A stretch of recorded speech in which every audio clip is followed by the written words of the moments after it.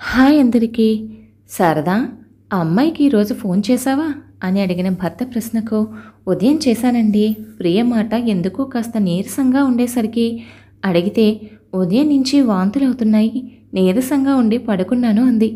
పోనీ ఓ 4 రోజులు ఇక్కడికి వస్తే కాస్త జాగ్రత్తగా చూసి పంపుదామా అంటే నేను వచ్చేస్తే ఆయన భోజనానికి ఇబ్బంది పడతారు, ఆయనకి బయట ఫుడ్ పడదు అంటుంది. పెళ్ళయి 8 నెలలు అయ్యింది. పెళ్ళైన కొత్తలో 2 రోజులు పండగకొచ్చి వెళ్ళారు, అంతే తప్ప మళ్ళీ రమ్మన్నా రాలేదు. అయినా వాంతులు అవుతున్నాయి అని అంటే ఈసారైనా ఏదైనా శుభవార్త చెప్తుందేమోనని నాకు అనిపిస్తుందండి. అల్లుడు గారు హాస్పిటల్కి తీసుకెళ్తానన్నారట.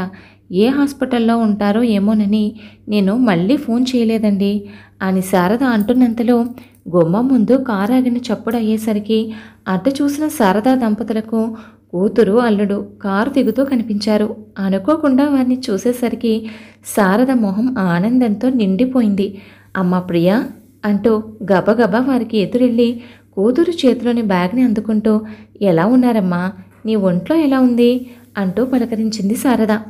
రమ్మని ఎంత పిలిచినా రానివారు ఇలా ఉరుములేని పిడుగులా వచ్చేశారు అని శారద అనేసరికి ప్రియకు మిమ్మల్ని చూడాలనిపించిందంట అత్తయ్య, అందులోనూ కాస్త నీరసంగా కూడా ఉంది, అందుకే ఓ 4 రోజులు మీ దగ్గర ఉంటుందని తీసుకొచ్చాను అంటూ సమాధానమిచ్చాడు అల్లుడు. మంచి పని చేశారు అల్లుడు గారు, అంతా అల్లుడు గారే మాట్లాడుతున్నారు, నువ్వేమీ మాట్లాడవేమే అని మౌనంగా ఉన్న కూతుర్ని అడిగింది శారద. చెప్పాను కదా అత్తయ్య, తనకు నీరసంగా ఉందని, ఓ 2 రోజులు మీ దగ్గరుంటే అంతా సెట్ అయిపోతుందిలేండి అంటూ సమాధానమిచ్చాడు మధుకర్. సర్లే బాబు, ఓ 10 నిమిషాలు అలా కూర్చోండి, డిన్నర్ ఏర్పాటు చేస్తాను, కాస్త తిని పడుకుంటే ఉదయానికి అంతా సర్దుకుంటుంది.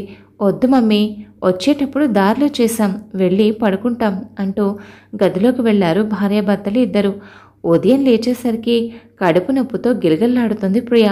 కూతురు బాధను గమనించిన శారద, ప్రతి నెల వచ్చే నొప్పే కదమ్మా, ఈసారి ఇంతగా విలవిల్లాడిపోతున్నావు అని తల్లి అడిగేసరికి పొంగుకొస్తున్న కన్నీటిని తల్లి కంటపడనీయకుండా నిద్ర వస్తున్నట్లుగా నటిస్తూ కళ్ళు మూసుకుని తల్లి ఒడిలో వాలిపోయింది ప్రియ. ఎంత దాచాలనుకున్నా ఆ దృశ్యం శారద దృష్టిని దాటిపోలేదు. బాధతో విలవిల్లాడుతున్న కూతురు తల నిమురుతూ కూర్చుంది శారద.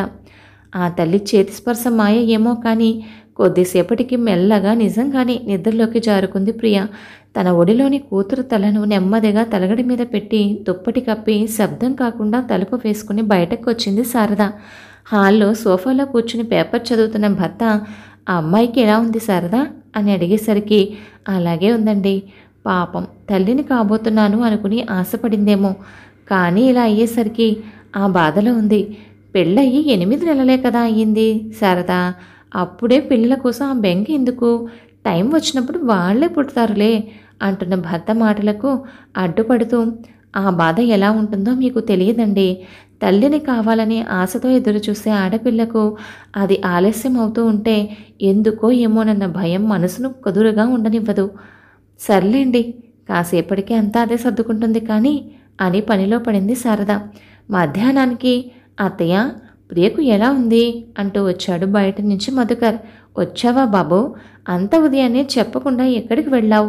అది అత్తయ్య, నిన్న ప్రియకు నీరసంగా ఉండడం వల్ల ఆఫీస్ పనులన్నీ ఎక్కడవక్కడే వదిలేసి ఇక్కడికి వచ్చేసాం, అందుకే ఉదయాన్నే వెళ్ళి ఆ పనులన్నీ పూర్తి చేసుకుని వచ్చాను, ఇంకో 4 రోజులు ఇక్కడే ఉన్నా ఇబ్బంది ఏం లేదు అంటూ.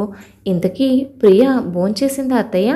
ఇంకా లేదు బాబు, నిద్రపోతుందని భోజనం పెట్టి ప్లేట్ ఇలా ఇవ్వండి అత్తయ్య, నేను పెడతాను అంటూ ప్లేట్ తీసుకుని గదిలోకి వెళ్ళిన అల్లుడిని చూసి కూతురి మీద అల్లుడి చూపిస్తున్న ప్రేమకు మురిసిపోయింది శారద.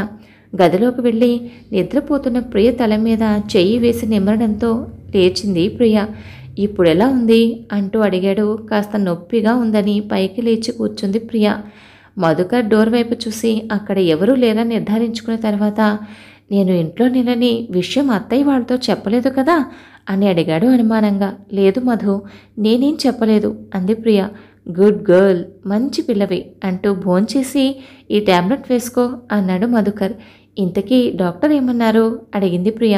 పర్వాలేదన్నారు, నీకు నొప్పి తగ్గడానికి టాబ్లెట్ ఇచ్చారు, నువ్వు ముందు భోంచెయ్యి అంటూ ముద్ద కలిపి నోట్లో పెట్టాడు మధుకర్.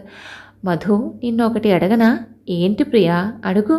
నీకు పిల్లలంటే ఎందుకు ఇష్టం లేదు అన్న భార్య మాటకి, పిచ్చి ప్రియా, నాకు పిల్లలంటే ఇష్టం లేక కాదు ఇప్పుడు ఈ నిర్ణయం తీసుకుంది. నాకు ఇప్పుడు 24 సంవత్సరాలు, ఇంకో 5-6 సంవత్సరాలు నీతో లైఫ్ని బాగా ఎంజాయ్ చేయాలి. సరదాగా పార్టీలకు వెళ్ళాలన్నా, పబ్బులకు వెళ్ళాలన్నా పిల్లలుంటే కుదరదు. నీతో కలిసి జాలీగా ఏదైనా ట్రిప్పుకు వెళ్దామన్నా వాళ్ళని వెంట పెట్టుకుని వెళ్ళాలి. అయినా పిల్లలు పుడితే ఆటోమేటిక్గా మనకు సరదాలు పోయి బాధ్యతలు వచ్చేస్తాయి. అప్పుడు లైఫ్ని మనం కోరుకున్నట్లుగా ఎంజాయ్ చేయలేం. అయినా పెళ్ళైన కొత్తలోనే నీతో చెప్పాను కదా, మనకి అప్పుడే పిల్లలు వద్దు అని. ఏదో మన తొందరపాటు వల్ల ఇలా జరిగింది. ఇంకా నయం, నాకు డౌట్ వచ్చి నీకు డేట్ రాలేదేంటా అని అడిగాను కాబట్టి సరిపోయింది. నిజం బయటపడింది, లేదంటే నా కలలన్నీ ఆవిరైపోయేవి అంటూ భోజనం పెట్టి ట్యాబ్లెట్ వేసి ప్రియను పడుకోబెట్టి దుప్పటి కప్పి తన నుదుటిపై ఇష్టంగా ముద్దు పెట్టుకున్నాడు మధు. మంచం మీద పడుకుని కళ్ళు మూసుకుందే కానీ ప్రియకు నిద్ర పట్టడం లేదు. ఒకవైపు కడుపులో మెలిపెడుతున్న నొప్పి, మరోవైపు ఆలోచనలు తనకు నిద్రను దరిచేరనివ్వడం లేదు. ప్రియ మధుకర్లది పెద్దలు కుదిర్చిన సంబంధమే. పెళ్ళైన వెంటనే మధుకర్ ఉద్యోగరీత్యా సిటీలో వేరు కాపురం పెట్టారు ప్రియా దంపతులు. మధు పెళ్ళైన దగ్గర నుంచి ప్రియను ఎంతో ప్రేమగా చూసుకుంటున్నాడు. భార్యతో కలిసి వీక్లీ లాంగ్ డ్రైవ్లకు వెళ్ళడం, 2-3 నెలలకు ఒకసారి ట్రిప్పులకు వెళ్ళి రావడం మధుకర్కు ఎంతో ఇష్టం. ఇంట్లో ఉన్నంతసేపు ప్రియ చుట్టూ తిరుగుతూ తనకు పనిలో హెల్ప్ చేస్తూ ఎంతో చిలిపిగా ఉంటాడు. ఓ 5-6 సంవత్సరాలు పిల్లలు వద్దని మధు మొదటి రాత్రి చెప్పినప్పుడు ఒక భార్యగా భర్త మాటకు తలాడించి అతని ఇష్ట ప్రకారమే నడుచుకుంది ప్రియ. మొదట భర్త మాటకు అంగీకరించిన తర్వాత తనకు తెలిసిన వారు ఎవరైనా ఎదురుపడినప్పుడు ఇంకా విశేషం ఏమీ లేదా అని అడుగుతూ ఉంటే ప్రియలో కూడా తను తల్లిని కావాలనే కోరిక నెమ్మదిగా చిగురించింది. కానీ భర్త మాటను కాదనలేక తన కోరికను మనసులోనే దాచుకుంది. కానీ అనుకోకుండా ప్రియ గర్భవతి అయ్యింది. ఆ విషయం తెలుసుకున్న మధుకర్ 4-5 లేడీ డాక్టర్స్ దగ్గరకు వెళ్ళి ప్రియకు అబార్షన్ చేయమని అడిగాడు. వాళ్ళందరూ మధుకర్ని తిట్టిన తిట్టు తిట్టకుండా తిట్టి అతను అడిగిన దానికి ఒప్పుకోలేదు.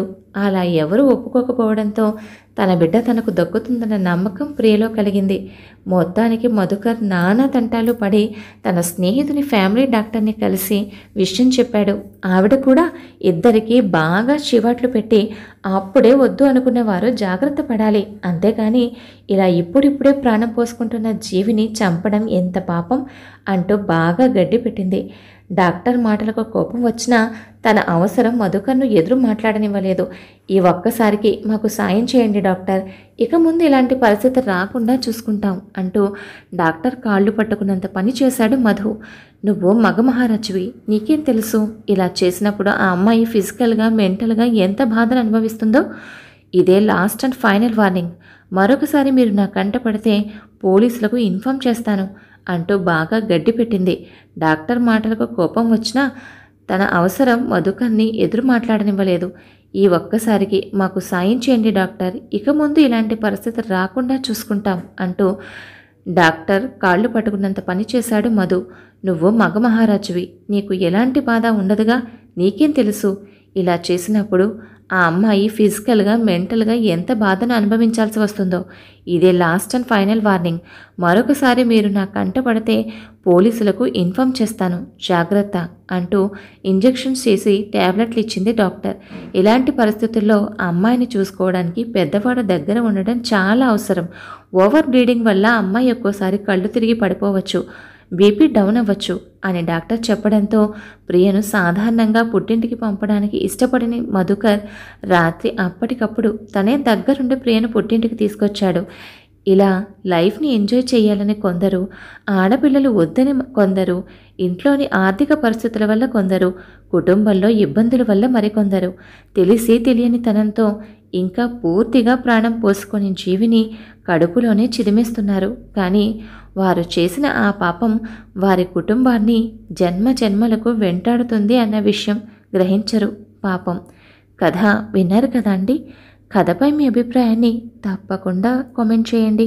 మరొక మంచి కథతో మళ్ళీ కలుద్దాం. ఉంటాను మరి.